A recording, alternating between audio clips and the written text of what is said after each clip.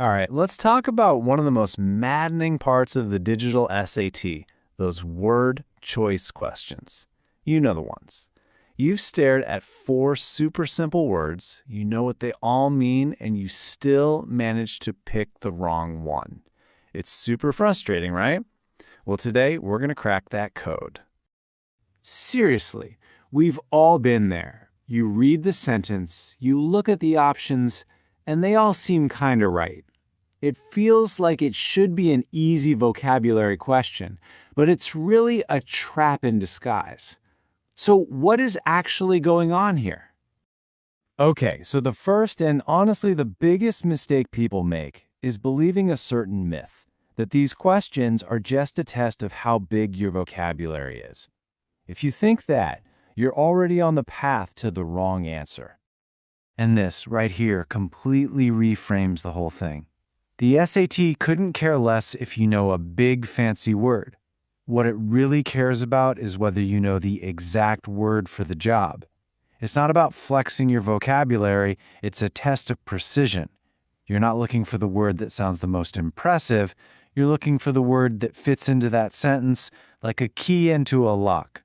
Just perfectly. No forcing it. Now, the next myth is just as sneaky.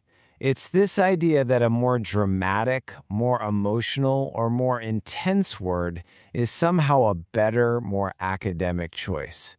Trust me, the SAT absolutely loves to see students fall for this one. So here's the secret weapon.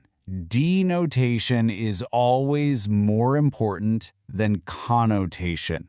The SAT is obsessed with a word's literal dictionary definition. That's its denotation.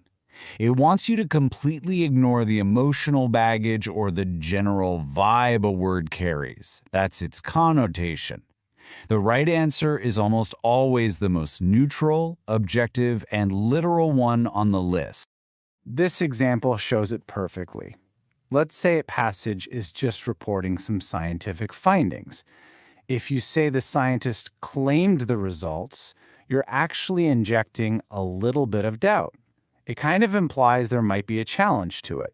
But the word stated, that's totally neutral. It's just reporting a fact. And that tiny subtle difference, that is everything. The SAT wants the neutral fact, not the hidden drama. So, as you're going through these questions, keep your eyes peeled for red flags like these. Extreme words, always, never, revolutionary, they're almost never the right answer. Why? Because the world of an academic essay passage is careful and cautious. These texts are all about nuance and evidence, not big, sweeping, absolute statements. And this is really the golden rule. Your job is to find the word that perfectly preserves the meaning of the sentence. Nothing more, nothing less. If an answer choice adds any extra emotion, any judgment, or any level of certainty that isn't explicitly backed up by the text, it is wrong. Period. So we've busted the myths. Let's get to the truth that's behind every single one of these questions. It really all just comes down to one thing. Precision. This is such a classic trap. You might see two words that seem like synonyms, like effective and transformative, but they work differently. Effective is functional. It gets the job done. Transformative, though, that implies a huge, fundamental change, like a caterpillar becoming a butterfly. You can only pick transformative if the passage gives you clear evidence of some massive shift. If not, you have to stick with the simpler, more direct word, effective.